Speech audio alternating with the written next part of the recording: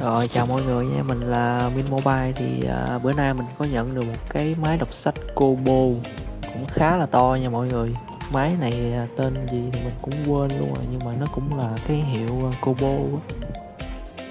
Thì đầu tiên như mọi khi thì mình vẫn test sạc, test này kia xung quanh hết coi nó có nguồn không nha. Nhưng mà máy này thì viên sạc không thấy nháy đèn, mình nhận tình trạng là mất nguồn rồi nha mọi người.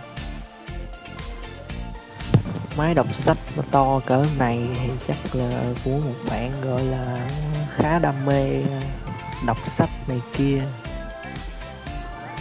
chứ không giống mình nhìn cái mặt chữ mình chán rồi. Rồi máy này mất nguồn thì mình đoán là chắc là bị pin rồi, thì bây giờ các bạn cùng mình mở cái máy ra để coi ở trong nó bị gì rồi mình sửa hoặc là mình thay cho mọi người.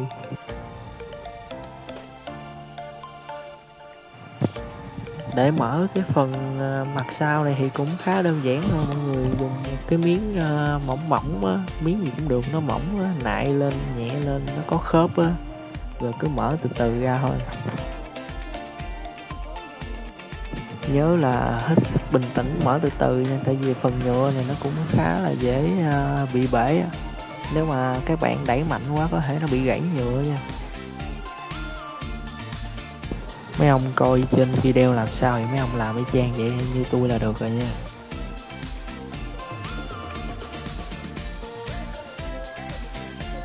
Cái này thì quay cho mọi người thì tôi mới làm 2-3 miếng vậy, chứ bình thường tôi nại miếng xong rồi nó lên cái thì tôi lấy tay tôi dở lên luôn rồi. Nó bể hay không thì kệ, nhắm mắt mình làm luôn. Bể thì mất tiền, còn không bể thì có tiền, cũng vậy thôi, khác gì đâu.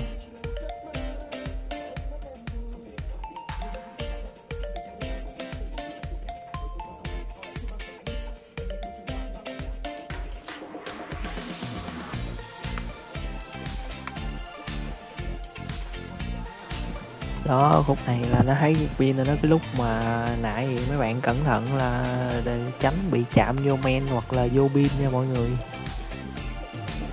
Nếu mà lỡ chạm vô men mà trúng cái máy nào mà pin nó còn áp á, là có thể bị chạm men là bị nặng hơn nha.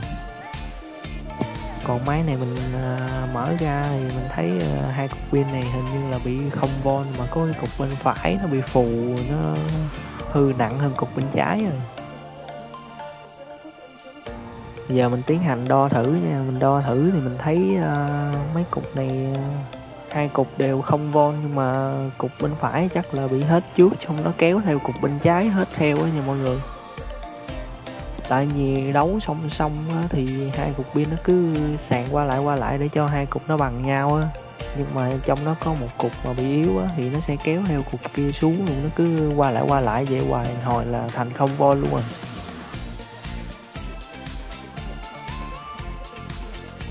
Mục đích mà để đấu song song như này á, là để cho dung lượng nó gấp đôi. Giống như là một cục pin này thì 1.200 thì mình đấu hai cục là 2.400, nhưng mà điện áp vẫn giữ là 3V nha mọi người.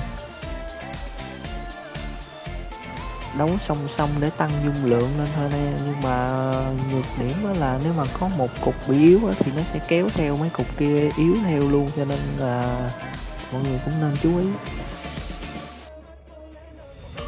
Rồi phần này thì mình đoán là mình đo kiểm tra thì thấy nó bị pin rồi, cho nên mình sẽ gỡ pin nha, mình thay pin mới vô nha mọi người. Pin này thì khá là mỏng á, bây giờ mà gỡ ra thì không tận dụng lại được nữa, cho nên là mình sẽ thay luôn hai cục pin mới. Nếu mà cục pin bên trái mà còn giữ lại được thì mình sẽ giữ lại cho khách, nhưng mà ở đây là khách muốn thay lấy liền, nhưng mà khách cần gấp á, thì sẵn đây mình không có thời gian test cho nên là mình thay luôn hai cục nha.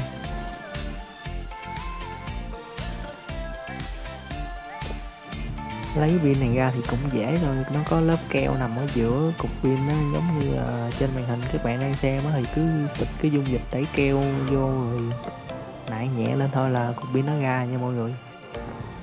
Nên dùng đồ nhựa để nại nha, tránh dùng mấy vật dẫn điện nại. Nếu mà lỡ nại trúng cục pin đó thì cục pin hết áp thì không sao, nhưng mà cục pin còn áp mấy ông mà chọt trúng nó bị tẹt lửa ra, có thể gây cháy nổ nha. nguy hiểm lắm, cho nên là cái phần mà pin với lại điện thì mọi người nhớ cẩn thận.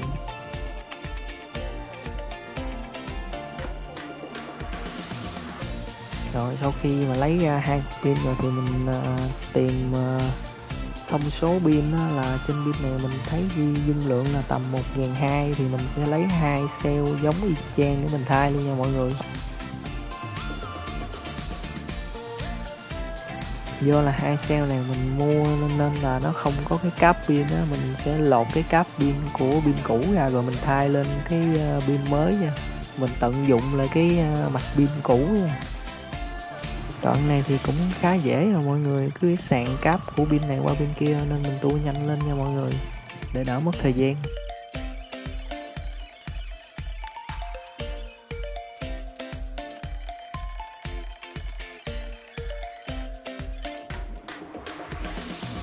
Rồi sau khi có được hai cái cell pin giống như hồi nãy rồi thì bây giờ mình tiến hành mình lắp vô trong cái máy đọc sách thử rồi mình test cho mọi người coi trước nha.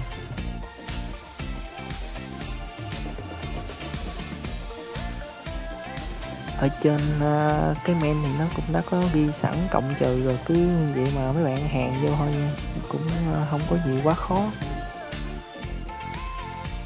Đây mình chấm thêm chút chì cho nó dễ hàn. Trước khi hàn vô thì mấy bạn muốn dễ hàn thì mấy bạn cứ xi chì vô ngay chỗ đầu 2 cọng dây pin nha.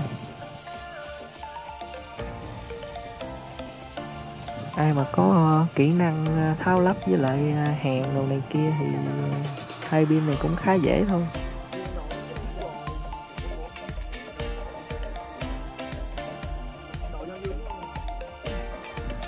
Do là hai cục pin này nằm song song cho nên thường là mọi người cũng không cần cho nó đều áp nha. Nhưng mà đối với hai cục pin mà mắc nối tiếp thì bắt buộc là nó phải đều áp với nhau để nó không bị lệch cell nha mọi người. Nếu mà nó bị lệch cell một cục tầm 3V, một cục 4V thì cái cục 4V nó sẽ sạc đầy trước và nó sẽ ngắt sạc lúc đó là hai cục nó không đều cell với nhau nó sẽ bị một cục hết pin trước, một cục hết pin sau Nhưng mà ở đây hai cục này song song cho nên là mình cũng không cần quan tâm nó đều cell hay không, nhưng mà nó cũng hơi đồng đều xíu, tại vì nó là xa quá thì nó dễ gây hiện tượng nóng pin nha. Sau khi gắn pin vô rồi thì mình ghim sạc để mình kích hoạt cho cái mạch nó mở pin ra, nó nhận pin nha mọi người. Bây giờ mình thấy là có dấu hiệu lên đó, mấy bạn đợi xíu nha. Đoạn này là máy đã lên rồi nha mọi người, nhưng mà mình không có bass cho nên là mình bấm đại để mình test cái cảm ứng thôi. Xong rồi sau đó mình tiếp tục lật ra đằng sau, mình kiểm tra lại hết một lần rồi mình vệ sinh keo cũ, mình lắp cái mặt sau vô nha mọi người. Phần này thì mấy bạn cứ chét keo gì xung quanh nó đã có khớp rồi, nhưng mà mình chét keo cho nó chắc chắn thêm rồi mình đẩy cái nắp sau lại là ok nha.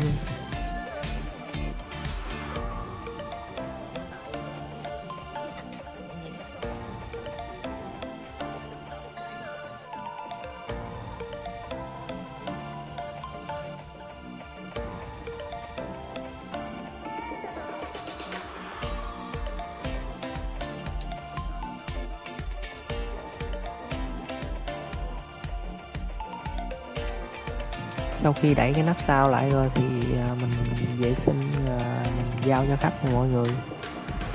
Rồi thì mọi người có cần sửa chữa thay pin các loại tai nghe loa hãng Marshall hay là JBL các thứ, các đồ công nghệ như Flycam hay là gimbal này kia thì cứ đem đến địa chỉ là 27F Nguyễn Văn Cừ, phường 1, quận 5, thành phố Hồ Chí Minh.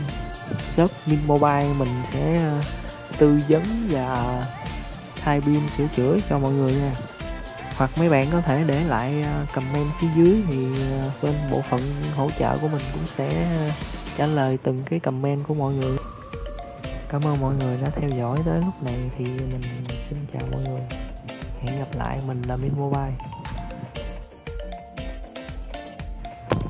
Mọi người cần hướng dẫn mở hay là sửa chữa thay pin máy gì thì cứ comment phía dưới, mình sẽ làm một clip trả lời riêng nha.